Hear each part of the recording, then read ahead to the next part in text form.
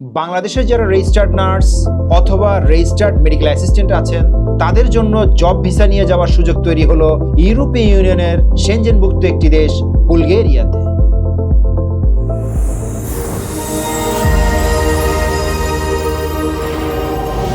আপনারা জানেন যে ওয়ার্ক ফর ইউ কনসালটেন্সি দীর্ঘদিন ধরেই নরওয়ে, ডেনমার্ক, মাল্টা এবং স্পেন নিয়ে কাজ করছে। তারই ধারাবাহিকতায় আমরা এখন আপনাদের জন্য নিয়ে এসেছি বুলগেরিয়াতে। বুলগেরিয়াতে মূলত আপনারা সরাসরি জব ভিসা নিয়ে নার্স হিসাবেই যেতে পারছেন। এটি একটি সুবর্ণ সুযোগ আমি মনে করি বাংলাদেশে যারা রেজিস্টার্ড নার্স আছেন অথবা যারা মেডিকেল অ্যাসিস্ট্যান্ট আছেন রেজিস্টার্ড, তাদের জন্য একটি চমৎকার সুযোগ।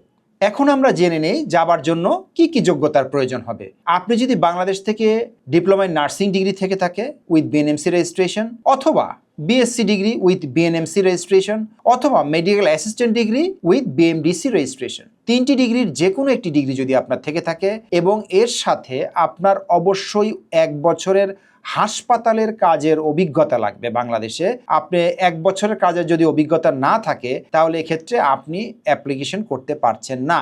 সো আপনার রেজিস্ট্রেশন পাবার পর হইতে আপনার ন্যূনতম 1 বছরের হাসপাতালের কাজের অভিজ্ঞতা থাকলে আপনি এখানে অ্যাপ্লিকেশন করার জন্য এলিজিবল। দ্বিতীয়টি হচ্ছে এখানে আইএলটিএস লাগছে না, কিন্তু ইংলিশে ফ্লুয়েন্সি লাগবে। কারণ আপনি যখন বুলগেরিয়াতে গিয়ে ডক্টরের সাথে কথা বলবেন তখন ডক্টর মূলত ইংরেজিতেও কথা বলবে।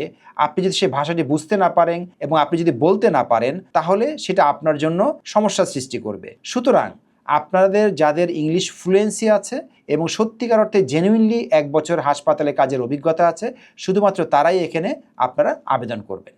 এখন সবার মনে একটা প্রশ্ন জাগতে পারে, আমি কি আসলেই ওখানে রেজিস্টার্ড নার্স হিসেবে যেতে পারবো? দেখেন, আপনি তো বুলগেরিয়ার আরএন এখনো হননি। বুলগেরিয়াতে আপনি কিন্তু রেজিস্টার্ড নার্স এখনো হননি, কিন্তু বাংলাদেশের আপনি যে সম্মানিত আরএন, কিন্তু বুলগেরিয়াতে এখনো হননি। এজন্য হসপিটাল চাইলেও আসলে আপনাকে রেজিস্টার্ড নার্স হিসেবে নিয়োগপত্র প্রদান করতে পারবেন না। সেক্ষেত্রে যেটা হতে পারে, হসপিটাল আপনাকে সহকারী নার্স অথবা সহকারী কেয়ার গিভার অথবা কেয়ার অ্যাসিস্ট্যান্ট এই সমস্ত পদে নিয়োগ দিবে, কিন্তু আপনার কাজটা হবে মূলত রেজিস্টার্ড নার্স।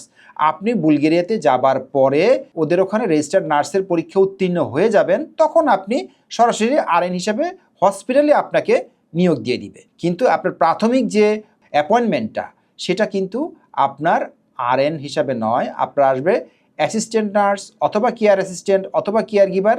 হসপিটালে যে পোস্টগুলি ফাঁকা থাকবে সেই সমস্ত পোস্টে আপনার ওয়ার্ক পারমিট আসবে, কিন্তু আপনাকে কাজ করতে হবে রেজিস্টার্ড নার্সের মতোই। এবার আসি জবের সুযোগ সুবিধা নিয়ে।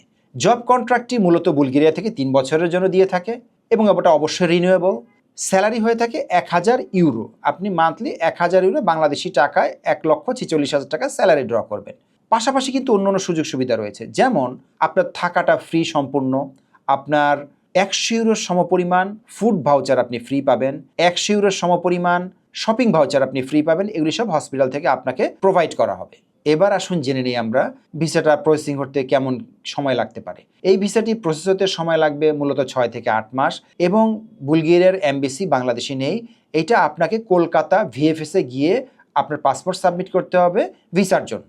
ইন্ডিয়াতে বুলগেরিয়ান ভিএফএসে গিয়ে পাসপোর্ট সাবমিশনের জন্য আমরা আপনাদেরকে সর্বাত্মক সহযোগিতা করব। এবার আসুন জেনে নেই বুলগেরিয়াতে যাবার জন্য কি পরিমাণ বাজেট আপনার রাখতে হবে। দেখেন, ইন্ডিয়াতে যাওয়া আসা, তারপরে বুলগেরিয়াতে পৌঁছানো, বিমানে টিকিট সবকিছু মিলিয়ে একদম শুরু থেকে A to Z সম্পূর্ণ কিছু মিলিয়ে আপনার 10 থেকে 12 লক্ষ টাকার একটি বাজেট নিয়ে আপনাকে নামতে হবে।